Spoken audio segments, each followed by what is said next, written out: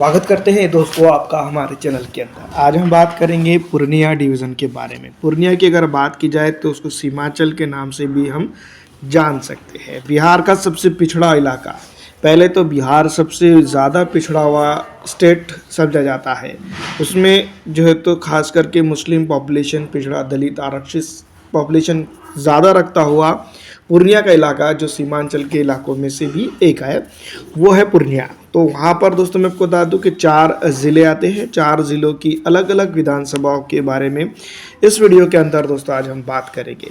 पूर्णिया की अगर हम बात करें तो पूर्णिया के अंदर बहादुरगंज सबसे इम्पॉर्टेंट विधानसभा जो है तो आती है, जिसमें मोहम्मद अंजर नईमी ऑल इंडिया मजलिस इत्तेहादुल मुस्लिमीन के प्रत्याशी के तौर पर जीत दर्ज करते हैं। पूर्णिया के अंदर अगर हम बात करें तो दोस्तों मैं आपको बता दूं कि काफ़ी कुछ चीज़ें जो है तो उस वक्त हुई थी, जहां पर जो है तो ऑल इंडिया मजलिस इत्तेहादुल मुस्लिमीन ने जीत दर्ज की थी। लेकिन अफसोस की बात यह है कि दोस्तों मैं आपको बता दूं कि यहाँ पर जीतने के बाद भी जो है तो उस तरह से ऑल इंडिया मजलिस इत्तेहादुल मुस्लिमीन के साथ ये लोग नहीं रह पाए। तो ये कहीं ना कहीं इस बार जो है तो संकेत देता है कि इस विधानसभा क्षेत्र के ऊपर फिर एक बार जो तो ऑल इंडिया मजलिस इत्तेहादुल मुस्लिमीन वापसी करेगी। दोस्तों मैं आपको बता दूं कि कोई नया नेता ज़रूर रहेगा। ठाकुरगंज विधानसभा क्षेत्र की बात करें तो सऊद आलम यहाँ पर विधानसभा में चुनकर आए थे। दोस्तों मैं आपको बता दूं कि ये भी जो है तो मुस्लिम, पिछड़ा, दलित, आरक्षित समाज यहाँ पर ज़्यादा है। ऑल इंडिया मजलिस इत्तेहादुल मुस्लिमीन ने महबूब आलम को यहाँ पर प्रत्याशी बनाया था, जो 18,925 वोट मात्र हासिल करने में कामयाब हुए थे। अपने आप में बहुत बड़ी बात है। दोस्तों मैं आपको बता दूं कि एनडीए के प्रत्याशी भी यहाँ पर मुस्लिम था, नौशाद आलम, जो जनता दल यूनाइटेड के प्रत्याशी के तौर पर सामने आए थे, जिन्होंने 22,000 वोट हासिल किए थे। दोस्तों मैं आपको बता दूं कि कई एक विधानसभा क्षेत्र आते हैं पूर्णिया के अंदर, जिसमें मुस्लिम बहुल क्षेत्र जो देखा जाता है। किशनगंज विधानसभा क्षेत्र भी इसमें आती है। ज़िला आता है किशनगंज, जो पूर्णिया का एक बड़ा ज़िला समझा जाता है, लेकिन पिछड़ेपन के हिसाब से ये काफ़ी जो तो मशहूर है। एक वक्त में कमरुल हुदा ऑल इंडिया मजलिस इत्तेहादुल मुस्लिमीन के प्रत्याशी के तौर पर बाई इलेक्शन में यहाँ चुनाव जीतकर आए थे, लेकिन 2020 विधानसभा चुनाव की अगर बात की जाए तो ऑल इंडिया मजलिस इत्तेहादुल मुस्लिमीन पिछड़ गई थी। डेवलपमेंट के मामले में देखा जाए तो ये काफ़ी पिछड़ा हुआ इलाका है। कोछादामन विधानसभा क्षेत्र की अगर हम बात करें तो मोहम्मद इजहार असफी ऑल इंडिया मजलिस इत्तेहादुल मुस्लिमीन के पार्टी के प्रत्याशी के तौर पर यहाँ चुनाव जीतते हैं, जो मुजाहिद आलम को हराते हैं। 43,750 वोट मुजाहिद आलम हासिल करने में कामयाब होते हैं। दोस्तों मैं आपको बता दूं कि इस विधानसभा क्षेत्र के ऊपर लगभग हर मुस्लिम प्रत्याशी था, हर प्रत्याशी मुस्लिम ही था। कोछादामन के अंदर बात करें तो फॉर्मेशनगंज की बात करें तो विद्यासागर केसारी जो है तो यहाँ पर जीत दर्ज करते हैं, जो 1,01,000 वोट हासिल करते हैं। दोस्तों मैं आपको बता दूं कि 2020 विधानसभा चुनाव की ये सीमांचल के अंदर जो है तो मैं आपको बता दूं कि एक बीजेपी की बड़ी जीत समझी जा सकती है, जो इस तरह से दोस्तों मैं आपको बता दूं कि उन्होंने जीत दर्ज की थी। लेकिन डेवलपमेंट के मामलों की अगर बात की जाए, जितने भी अब तक के हमने विधानसभा क्षेत्र देखे हैं, उनमें जो है तो डेवलपमेंट काफ़ी कम ही हुआ है, इसमें कोई दो राय नहीं है। वैसे तो मैं आपको बता दूं कि बिहार का सबसे पिछड़ा हुआ इलाका या पिछड़ा हुआ डिवीज़न ये माना जाता है। रानीगंज विधानसभा क्षेत्र, यहाँ पर अगर हम बात करें तो अश्चिमित रशीदेव, दोस्तों मैं आपको बता दूं कि बीजेपी और एनडीए मतलब कि जनता दल यूनाइटेड के प्रत्याशी के तौर पर चुनावी मैदान में थे। अविनाश मंगलम, दोस्तों मैं आपको बता दूं कि यहाँ पर आरजेडी के प्रत्याशी के तौर पर चुनावी मैदान में यहाँ थे। रोशनी देवी भी ऑल इंडिया मजलिस इत्तेहादुल मुस्लिमीन की प्रत्याशी थी यहाँ पर, जिन्होंने दोस्तों मैं आपको बता दूं कि 2412 वोट हासिल करने में वो कामयाब हुई थी। दोस्तों ये बात समझी जा सकती है कि सीमांचल के अंदर फ़िलहाल ऑल इंडिया मजलिस इत्तेहादुल मुस्लिमीन काफ़ी मजबूत है। नरपतगंज की बात करें तो ऑल इंडिया मजलिस इत्तेहादुल मुस्लिमीन के हदीस जो तो तीसरे नंबर पर रहे थे। बीजेपी जयप्रकाश यादव यहाँ पर जीत दर्ज करने में कामयाब रहे थे। अनिल कुमार यादव को मुस्लिम, पिछड़ा, दलित, आरक्षित वोट काफ़ी अच्छा उस वक्त मिला था। लेकिन दोस्तों मैं बता दूं कि 98,397 वोट हासिल करके जयप्रकाश यादव यहाँ पर अपनी सीट को जो है तो मैं आपको बता दूं कि जीत दर्ज करने में कामयाब हुई। तो ये अपने आप में बहुत बड़ी बात है कि यहाँ पर दोस्तों जो है तो इस तरह से आरजेडी को नुकसान हुआ था और 54,055 वोट एमआईएम ने हासिल की थी। ये सीमांचल के या फिर पूर्णिया के एक इम्पॉर्टेंट इलाकों में से जो है तो ये इलाके आते हैं। अवीदुर रहमान दोस्तों मैं आपको बता दूं कि अररिया से जीत दर्ज करते हैं जो 1,03,054 वोट हासिल करते हैं और शगुफ्ता आज़मी जो जनता दल यूनाइटेड की थी उनको 55,118 पर ही रोक देते हैं। मोहम्मद रशीद अनवर दोस्तों मैं आपको बता दूं कि ऑल इंडिया मजलिस इत्तेहादुल मुस्लिमीन के प्रत्याशी के तौर पर चुनावी मैदान में रहते हैं जो 8,924 वोट हासिल करते हैं। अररिया के अंदर पहली मरतबा एमआईएम चुनाव लड़ती है और इतना ज़्यादा वोट हासिल करती है अपने आप में काफ़ी काबिल तारीफ़ है, जिसकी तारीफ जितनी की जाए उतनी यहाँ पर हम यूँ भी कह सकते हैं कम है। दूसरी जोकीहाट विधानसभा क्षेत्र के ऊपर अगर हम बात करें तो 59,596 वोट हासिल करके मोहम्मद शाहनवाज आलम ऑल इंडिया मजलिस इत्तेहादुल मुस्लिमीन के प्रत्याशी के तौर पर थे। काफ़ी कांटे की टक्कर से सरफराज आलम ने जो है तो आरजेडी के प्रत्याशी जो थे जो दूसरे नंबर के थे जिन्होंने कांटे की टक्कर दी थी लेकिन जीत कर दर्ज करने में नाकाम रहे थे। वहीं अगर हम दोस्तों बात करें अगर कई अन्य प्रत्याशी चुनावी मैदान में नहीं रहते तो यहाँ पर एमआईएम नहीं जीत पाती।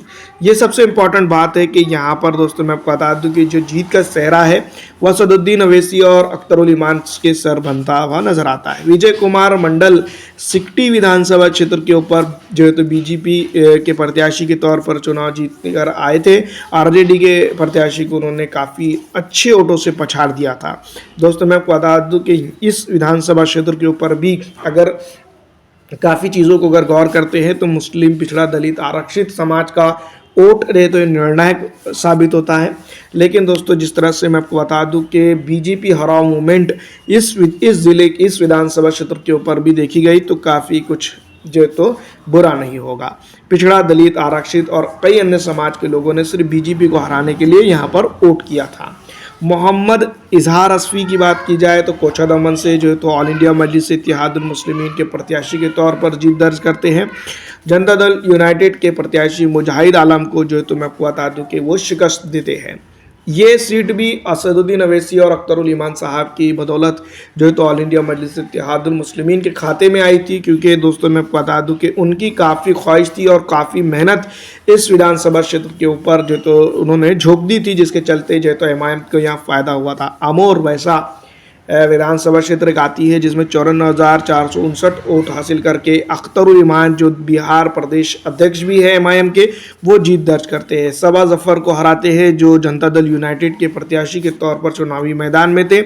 41,944 वोट वो हासिल करते हैं। अब्दुल जलील मस्तान दोस्तों इंडियन नेशनल कांग्रेस पार्टी के प्रत्याशी के तौर पर चुनावी मैदान में थे। तो जिस तरह से देखा जाए तो यहाँ पर जो तो तीनों प्रत्याशी जो टॉप मोस्ट के थे लगभग उन्होंने ही यहाँ का वोट ज़्यादा हासिल किया था। बैसी की अगर बात करें तो सैयद रुकनुद्दीन अहमद ऑल इंडिया मजलिस इत्तेहादुल मुस्लिमीन के प्रत्याशी के तौर पर चुनावी मैदान में थे।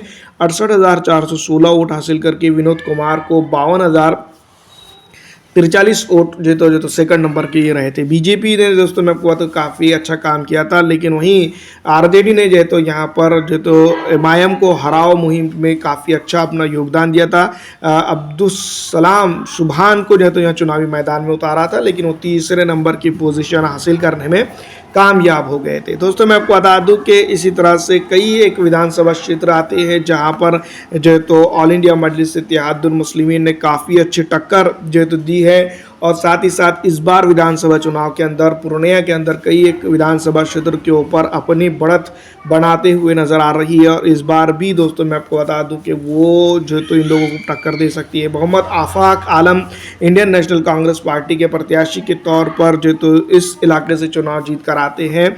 77,410 वोट जो तो मैं आपको बता दूं कि उनके खाते में जाते हैं। तो ये अपने आप में बहुत बड़ी बात है जो तो मैं आपको बता दूं कि बीजेपी और कई अन्य लोगों को वो हराते हैं। दोस्तों मैं आपको बता दूं कि जिस तरह से बात की जाए तो यहाँ पर बनमाखी विधानसभा क्षेत्र की बात करें तो उपेंद्र शर्मा आरजेडी के प्रत्याशी के तौर पर जीत दर्ज करने में कामयाब होते हैं। 65,851 वोट हासिल करते हैं बनमाखी के अंदर। पिछड़ा दलित आरक्षित समाज की अगर हम बात करें तो कई अन्य चीज़ें इसके अंदर देखने को मिलती है। बनमाकी विधानसभा क्षेत्र के ऊपर अगर बात की जाए तो दोस्तों मैं आपको बता दूं कि यहाँ पर AIMIM जो तो इस बार विधानसभा में अपना प्रत्याशी उतार सकती है। धमदाहा विधानसभा की बात की जाए तो जनता दल यूनाइटेड के लेशी सिंह चुनावी मैदान में थे, जिन्होंने 57,057 वोट हासिल किए थे। वहीं LJP के योगेंद्र कुमार जो तो चुनावी मैदान में भी थे। RJD के दिलीप कुमार जो 63,463 वोट हासिल करके सेकंड नंबर पर रहे थे। दमदहा विधानसभा क्षेत्र की अगर हम बात करें तो दोस्तों मैं आपको बता दूं कि यहाँ पर काफ़ी अच्छा मुकाबला नहीं बल्कि अच्छा मुकाबला इस बार देखने को मिलेगा। ऑल इंडिया मजलिस इत्तेहादुल मुस्लिमीन भी अपना यहाँ पर प्रत्याशी उतारेगी। रोपौली विधानसभा की बात की जाए तो शंकर सिंह जो तो 68,070 वोट हासिल करके यहाँ पर चुनाव में रही थी। भीमा भारती RJD की प्रत्याशी थी जो तीसरे नंबर पर पहुंच गई थी। दोस्तों रुपौली एक ऐसी विधानसभा क्षेत्र है जहां पर 2024 के बाई इलेक्शन के अंदर काफ़ी कुछ चीज़ें देखने को मिली है और इस बार कई अन्य जो तो यहाँ पर एजेंडास काम करते हुए नजर आ रहे हैं। रुपौली के अंदर ऑल इंडिया मजलिस इत्तेहादुल मुस्लिमीन भी अपना इस बार प्रत्याशी उतार सकती है जो काफ़ी चौंका सकता है। जिस तरह से मैं आपको बता दूं कि असदुद्दीन ओवैसी साहब भी इस विधानसभा क्षेत्र के ऊपर प्रचार प्रसार करते हुए दिखाई देंगे। पूर्णिया जिसको हम कह सकते हैं पूर्णिया डिवीज़न की, पूर्णिया ज़िले की पूर्णिया विधानसभा क्षेत्र की बात करें तो विजय कुमार कामेखा जहाँ तो यहाँ पर खेमका विधानसभा चुनाव जीतने में जीत दर्ज करने में कामयाब हुई थी, जो बीजेपी के प्रत्याशी के तौर पर चुनावी मैदान में थी, जिन्होंने दोस्तों मैं आपको बता दूं कि सबको जीत दर्ज करके जो तो सबको चौंका दिया था। ये अपने आप में काफ़ी बड़ी बात है और इस विधानसभा क्षेत्र के ऊपर अगर देखा जाए तो काफ़ी उलटफेर करने में वो कामयाब हुई थी। कटिहार विधानसभा क्षेत्र की बात करें तो तारकिशोर प्रसाद 82,669 वोट हासिल करके दोस्तों बीजेपी के प्रत्याशी के तौर पर चुनावी मैदान में थे। 72,150 डॉक्टर राम प्रकाश महतो ने RJD के प्रत्याशी के तौर पर जीत दर्ज की थी। पिछड़ा, दलित, आरक्षित और अन्य समाज की बात की जाए तो दोस्तों मैं आपको बता दूं कि इस विधानसभा क्षेत्र के ऊपर काफ़ी कुछ चीज़ें इस बार देखने को मिल सकती है। कदवा विधानसभा क्षेत्र की बात करें तो Shakeel Ahmad Khan Indian National Congress party के प्रत्याशी के तौर पर कटिहार जिले के अंदर जो तो जीत दर्ज करते हैं। ये अपने आप में काफ़ी बड़ी बात है। दूसरी तरफ अगर हम बात करें तो पिछड़ा, दलित, आरक्षित समाज ने इनको काफ़ी अच्छा सपोर्ट किया था, जिसके चलते इन्होंने दोस्तों मैं आपको बता दूं कि काफ़ी अच्छा काम भी किया है। वहीं अगर हम बात करें तो दोस्तों मैं आपको बता दूं कि कटिहार ज़िले के अंदर अगर बात की जाए तो महबूब आलम साहब के टक्कर का बलरामपुर विधानसभा क्षेत्र के अंदर कोई प्रत्याशी नज़र नहीं आता है। इस विधानसभा क्षेत्र के ऊपर उन्होंने अपना काफ़ी अच्छा योगदान दिया है डेवलपमेंट के चलते। दोस्तों मैं आपको बता दूं कि काफ़ी कुछ चीज़ें इन्होंने इस विधानसभा क्षेत्र के ऊपर की है। जैसा कि आप जानती होंगे कि पिछड़ा, दलित, आरक्षित और मुस्लिम समाज को महबूब आलम साहब ने एक रस्सी में पिरोकर इस विधानसभा क्षेत्र के ऊपर साथ में लेकर चलने का काम किया है।